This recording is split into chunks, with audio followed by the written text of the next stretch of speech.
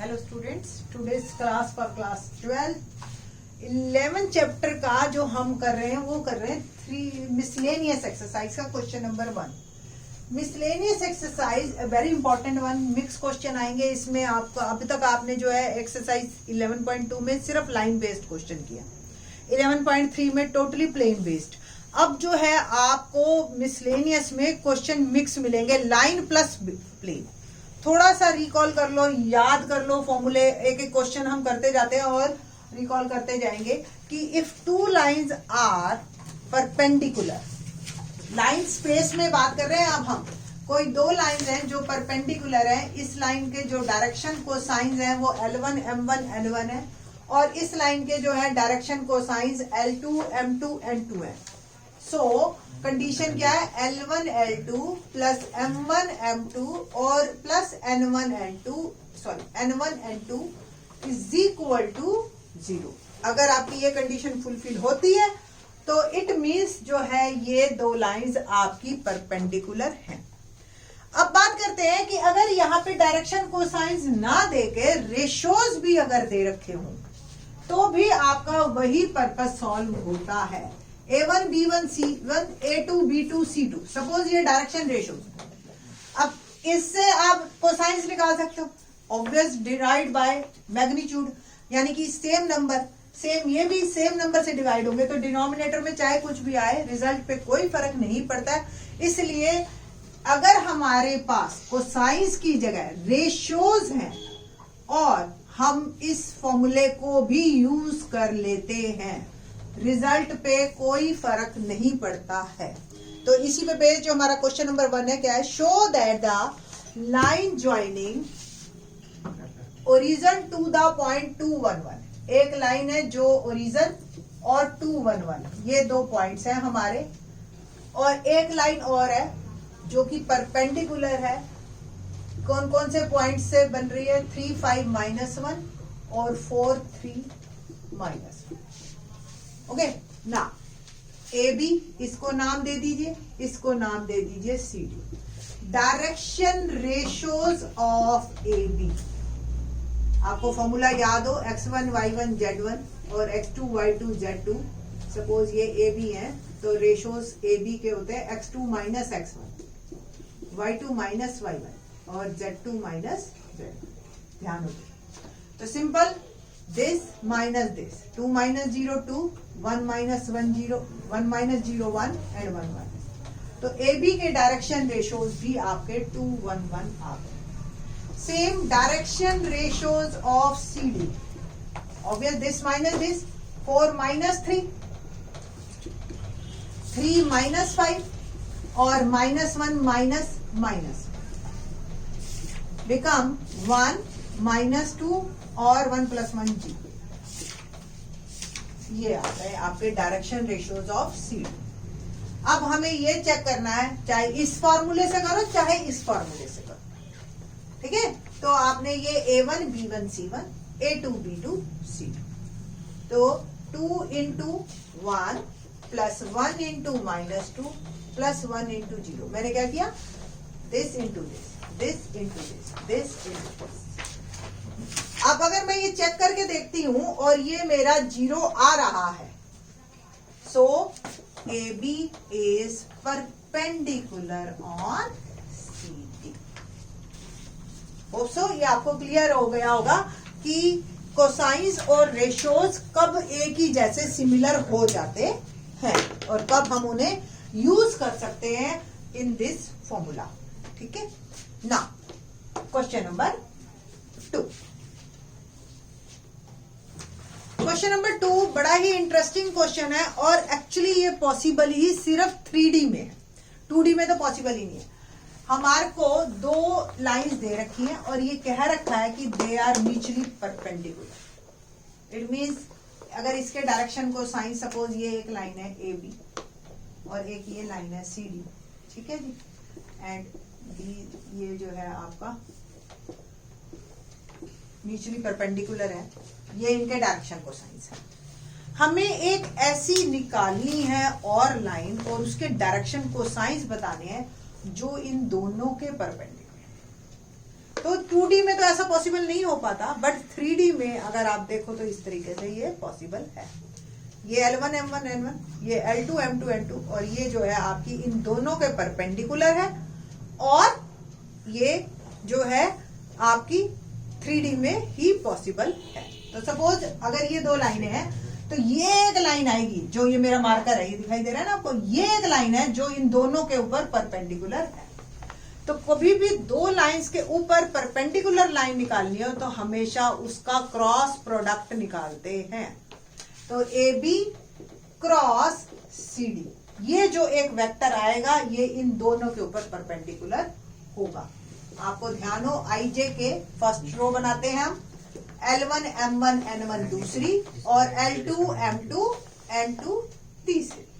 और अब हम इसको एक्सपैंड करेंगे, जैसे डिटर्मिनेंट की वैल्यू निकालते हैं, expanded by first row. So I become, पता है ना, जैसे ये रो और ये column cancel, this minus this, M1 N2 minus M2 N1 minus J। ये पोजीशन नेगेटिव वाली है, इसलिए थोड़ा सा अगर आपको डिटर्मिनेंट रिकॉल करवाना पड़ जाए तो ये रो और ये column cut, L1 N2 minus L2 N1 plus K, ये रो और ये column cancel, L1 M2 minus L2 M1। ना, यही उसने कहा है कि जो ये लाइन आई है नई, जिसके डायरेक्शन कोसाइंस है, उसके परपेंडिकुलर यही, सॉरी उसके डायरेक्शन कोसाइंस, तो इसके डायरेक्शन कोसाइंस लिख रही हूं मैं आप, M1 N2 minus M2 N1।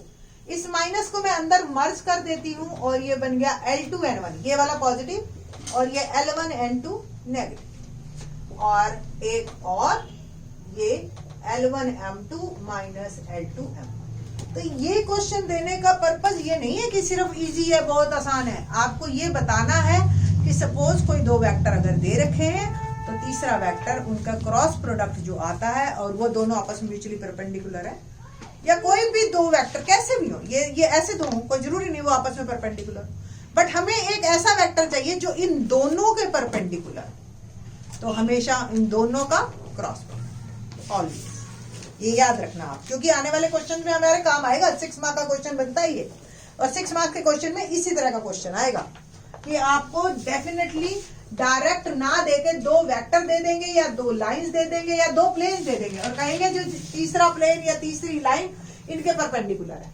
तो ये कॉमन सेंस है अब आपकी कि आपको उन दोनों का क्रॉस प्रोडक्ट लेके जो रिक्वायर्ड प्लेन या रिक्वायर्ड लाइन आएगी उसका आपको डायरेक्शन कोसाइंस यहीं से ही मिलेंगे।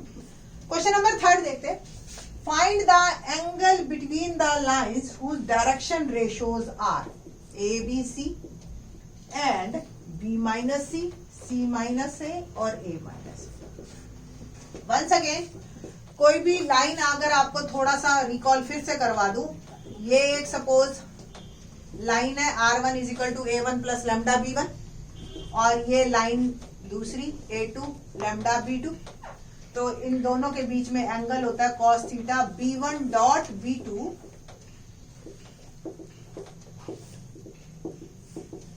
अपॉन में मैग्नीट्यूड ऑफ B1 और मैग्नीट्यूड ऑफ B2।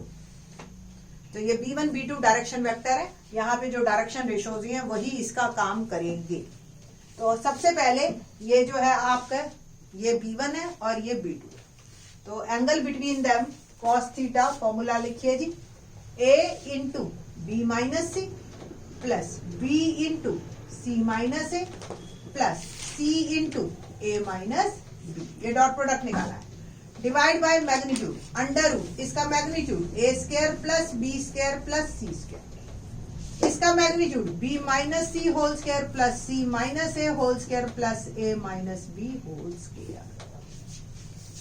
ऊपर से ही अगर आपको थोड़ा सा अंदाजा लग रहा हो तो आप देख रहे होगे, डिनोमिनेटर को तो सॉल्व करने की जरूरत ही नहीं, A B minus A C plus B C minus A B plus C A minus C B.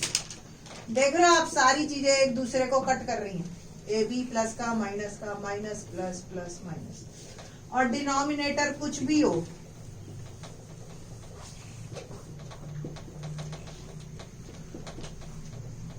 पहले ये 10th क्लास में एक टॉपिक होता था जब इस तरह की चीजें सारी सॉल्व करवाते थे। बट अब है ही नहीं ये टॉपिक। तो 0 अपॉन समथिंग दैट इज 0।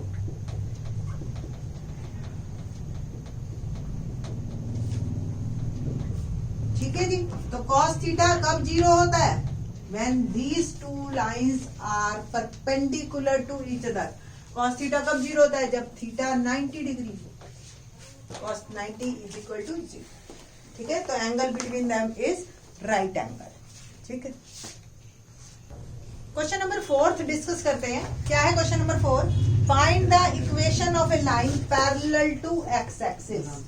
अब ये ध्यान होना चाहिए आपको कि कोई भी लाइन 3D में भी अगर एक्स एक्सिस के पैरेलल है तो उसका जो है जो स्लोप है या जो डायरेक्शन कोसाइंस है, स्लोप हम 2D में बात करते थे और 3D में हम डायरेक्शन कोसाइंस की बात करते हैं।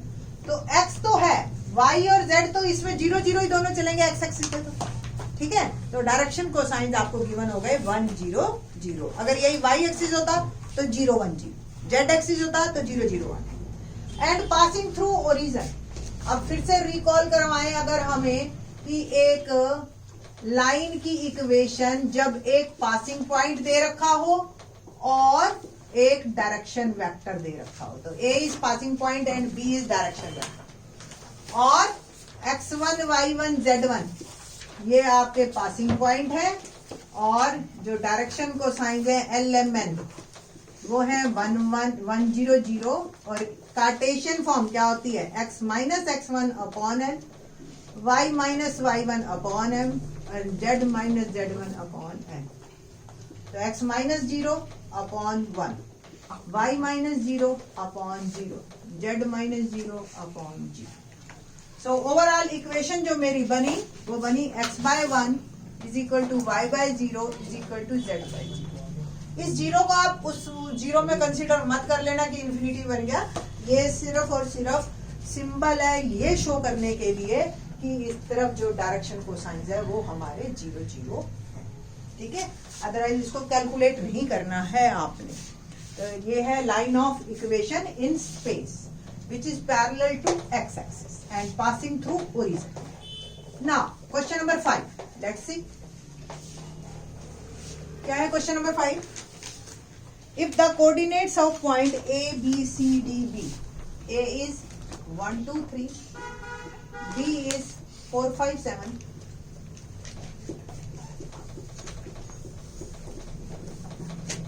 C is -4 3 -6 and D is 2 9 2. Okay? हमें ये प्रूव करना है कि find the angle between A B and C. Once again A B के डायरेक्शन रेशियोज निकालने हैं। Direction ratios of A B, ये x1 y1 z1, ये x2 y2 z1। तो डायरेक्शन रेशियोज क्या फॉर्मूला होता है? x2 minus x1, y2 minus y1 और z2 माइनस z1। तो ए बी के डायरेक्शन रेशियोज 4 माइनस 1, 5 माइनस 2 और 7 माइनस 3 become 3 3 और 4। Similarly, direction ratios of CD 2 minus minus 4, 9 minus 3 and 2 minus minus 6 become 6 6 and 8। Angle between them cos theta is equal to AB dot CD और magnitude of AB and magnitude of CD। Direction vector की बात करेंगे तो 3 into 6 plus 3 into 6 plus 4 into 8। वैसे आप देख रहे हो डायरेक्शन रेशियोज जो हैं मल्टीपल हैं, तो डेफिनेटली ये दो आपके जो लाइंस हैं दे आर कोलिनियर या आप पैरेलल टू ईच अदर कहोगे, क्योंकि कोलिनियर तब होते हैं जब एक पॉइंट कॉमन होता, अलग अलग है तो दे आर जो है पैरेलल टू ईच अदर। तो ये अगर पैरेलल हैं तो एंगल क्या होगा दोनों के बीच में? 0 और cos 0 की वैल्यू 1। तो ये आप अपने दिमाग में करना कि अल्टीमेटली मेरे को 1 वैल्यू यहाँ आंसर मिलेगा। Divide by its magnitude 3 square plus 3 square plus 4 square and multiply by once again इसका magnitude 6 square 6 square 8 square. Calculation करते हैं 3 6 18 plus 18 plus 32 under root 9 + 9 18 + 16 that is 34. 36 + 36 + 64 ये 100 हो गया 136.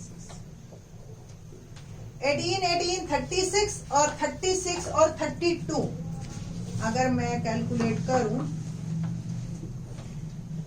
68 अंडर रूट 34 इंटू 136 और थोड़ा सा सॉल्व करते हैं. 34 को 17 इंटू 2 लिख सकते हैं. 136 के अगर आप फैक्टर करो 2 से किया मैंने 2 6 = 12 2 8 = 16 फिर 68 आ गया. देख रहे हो ना आप.